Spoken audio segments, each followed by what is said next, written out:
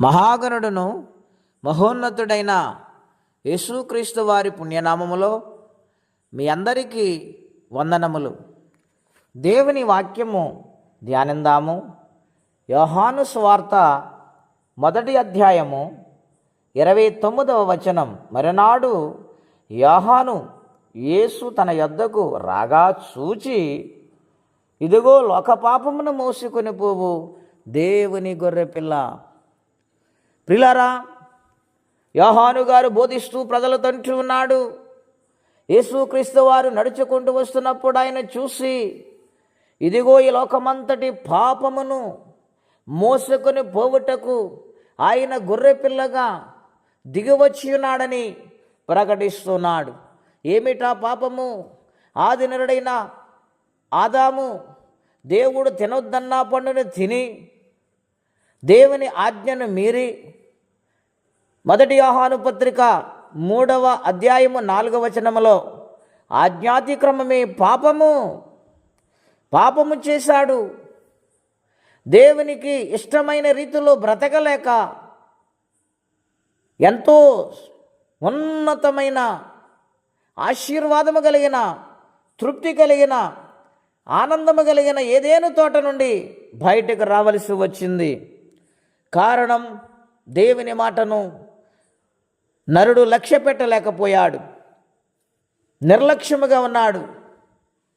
దాని వలన పాపము సంక్రమించింది. ప్రియులారా, ఆ పాపమే ప్రతి మానవుని ఆనాటి నుండి ఈనాటి వరకు ఏలుబడి చేసుకుంటూ వస్తుంది. మరి పాపమును ఎవరు పోగొడతారు? ఎవరి వల్ల అవుతుందంటే, పాపములో ఉన్న మనిషి పాపమును పోగొట్టగలడా? గ్రుడ్డివారు మరొక గ్రుడ్డివానికి త్రోవ చూపగలడా? ఆలోచన చేయండి. అలాగనని పాపమును పోగొట్టుటకి లోకములో పరిశుద్ధుడైన వాడు ఎవరు లేరు గనుక, కాలము సంపూర్ణమైనప్పుడు ఆ దేవదేవుడే దూరమైపోతున్న మానవుణ్ణి, తన యొక్క రూపములో నిర్మించుకున్న మానవుణ్ణి, తన ఆత్మను ఊపిరిని ఊదిన మానవుణ్ణి రక్షించుకొనుటకు ఆయన్ని నరావతారం ఎత్తి 2025 సంవత్సరాల క్రితము భూలోకానికి యజ్ఞ పశువుగా బలవటానికి దిగివచ్చిన పరమాత్ముడు యేసుక్రీస్తు ప్రభువారు.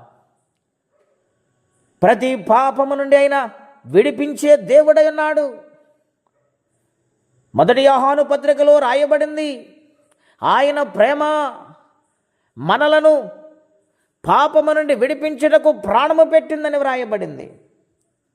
అవును ప్రియులారా, పాపము లేని మానవుడు ఈ లోకములో ఎవరు లేరు గనుక పరిశుద్ధుడైన వాడు వచ్చి పాపాన్ని పరిహరించుటకు పవిత్రమైన రక్తాన్ని చిందించి పాప విమోచన చేసిన జగద్రక్షకుడు, అనాది సంకల్పములో సృష్టిని నిర్మించిన సృష్టికర్తన కుమారుడు యేసుక్రీస్తు ప్రభువారు.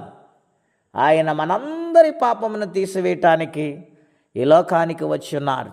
ప్రియులారా, ఆయన రక్షించే దేవుడు, విడిపించే దేవుడు గనుక ఆ పరమాత్మని, దేవా నేను జన్మ పాపినై ఉన్నాను, కర్మ పాపినై ఉన్నాను, నా పాపములు క్షమించిన ఆయన నన్ను జ్ఞాపకము చేసుకుని నా హృదయంలోకి రండి నాయనా అని మనసారా దేవుని సన్నిధిలో ప్రార్థించగలిగితే దేవుడు ఖచ్చితంగా హృదయంలోనికి వస్తారు, శాపమును విడిపిస్తారు, నెమ్మదిని కలుగ చేస్తారు, స్వతంత్రము కలిగిన జీవితం, భయము లేని జీవితం, ఆయన రాజ్యమునకు వారసులుగా మారుస్తారు, దైవాశీర్వాదం కలగజేస్తారు. అటువంటి దేవుని ప్రతి ఒక్కరు పొందుకోవాలని కోరుకుంటూ ఈ మాటలు ముగిస్తున్నాను.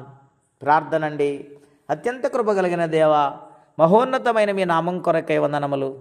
పాపములు తీసివేయటానికి గొర్రెపిల్లగా మా మధ్యకు దిగి వచ్చిన మహనీయుడవు, నీ పాదాలకు వందనాలు నాయన. నా పాపములన్నిటినీ క్షమించి మీ బిడ్డలుగా అంగీకరించండి నాయన. మీ రాజ్యానికి వారసులుగా మార్చండి. ఎవరే పాపములు ఒప్పుకొని సన్నిధిలో బ్రతిమాలుకుంటున్నారు. ఈ ప్రార్థన ద్వారా వారికి మేలు చేయండి, నెమ్మదినివ్వండి, సమస్యలను విడిపించి సమాధానము దయచేయండి. ఈ దినమ దీవెనకరంగా మార్చమని సమాధానకర్త అయిన యేసుక్రీస్తు వారి పుణ్యనామములో ప్రార్థించి వేడుచున్నాము తండ్రి. ఆమేన్. దేవుడు దీవించునుగాక. ఆమేన్.